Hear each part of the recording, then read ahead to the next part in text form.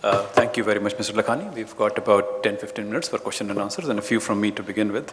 Mr. Lakhani, the sewage plant that you have, and you mentioned that it's on, sir. Yeah, that Mahagenco is the one that is going to be taking that water. So, what is the financial arrangement on the sewage plant? The financial arrangement is in this particular case because the capex was funded partially by the corporation through JNNURM, so and partially by the Mahagenco. So for them to get an assured supply of water was one priority. However, unless there is a thinking that this is like in an overall economic sense, it will be beneficial. For the whole country, for the society as a whole, there is a gap between what is treated water cost and what is fresh water available from irrigation. So it is a something which happened there because probably there was a thinking that it should be done in the larger interest. Okay. And so, what is the duration of the agreement with Mahagenco? That is 30 years. That is 30 years. And will they be paying over time or are they paying upfront? No, they pay every year 16 crores. Every year 16 crores 16 crores to the corporation. And what is the project cost, total project cost? Project cost was roughly 200 crores. About 200 crores. And who has implemented this for you? Oh, this we are implementing. There are like two parallel things that are happening there. So one is where the JNNURM funding was there. Right. Yeah, I forgot to mention this. Please. The project that we are doing is 100% privately financed. It's basically a model in which there is an annuity support given by the local corporation, and the upside comes when you sell the water to NTPC or Mahagenco or any other industry. So I think such type of models where public participation or private participation comes along with public in PPP.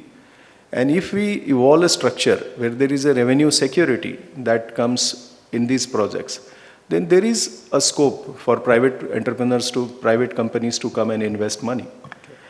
Okay.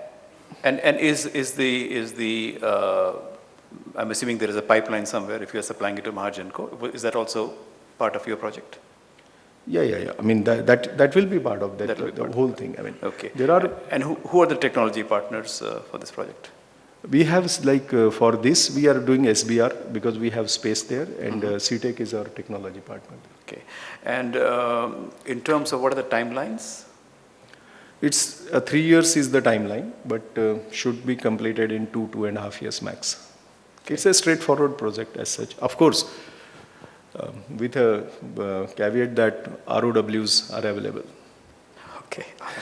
Okay. So you're also implementing the water project, the main water supply project as well.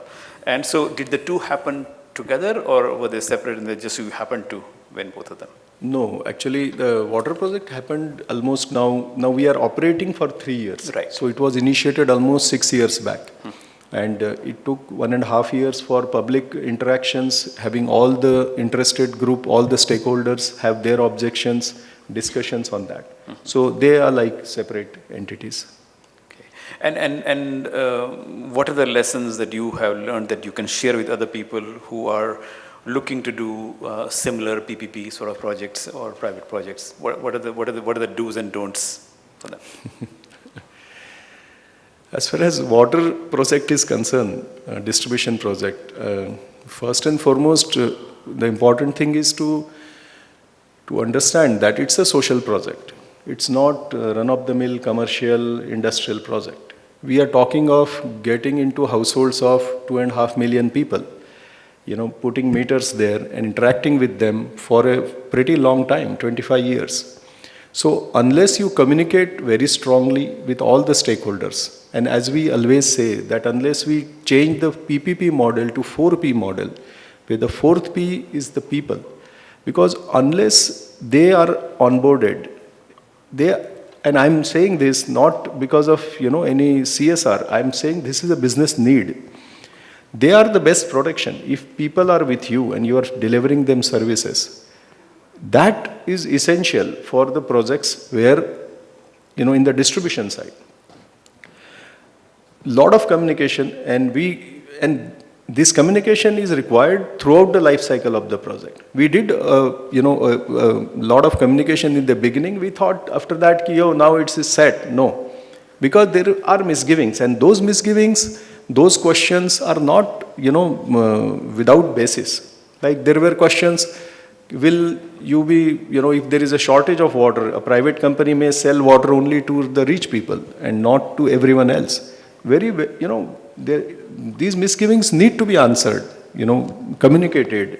The structure of the contract need to be told to the largest stakeholder, because ultimately they are going, it's water. It's not any other thing. It's not. Yeah. And let me then ask you, you obviously have followed other ventures around the country, not your own, but other people's, and they haven't all been successful. They've had many issues. I'm talking especially water PPP projects. And what is the learning you draw from other people's projects? Communication certainly is a big thing, which I think is probably something one can take away. Well, I think, many times the basic structure of a project, if that is also not very, clearly defined or, put transparently, with all the good intents, it can fail. These are the experiments, these are the things which need to evolve with time. Probably by the time we came into, say, for example, I will give you a simple example of, having tariff and fees separate. We have an international partner. They said worldwide the tariff is always with them. Otherwise, if they don't increase the tariff, they will not have enough money to pay your fees. Very valid question, very valid argument. We insisted on that we must delink this, because otherwise, it's a different perception. Every 1 rupee increase in the tariff will directly come and hit you. So these type of things probably were not there in many of the other projects. Okay, we'll take a few questions from the audience. And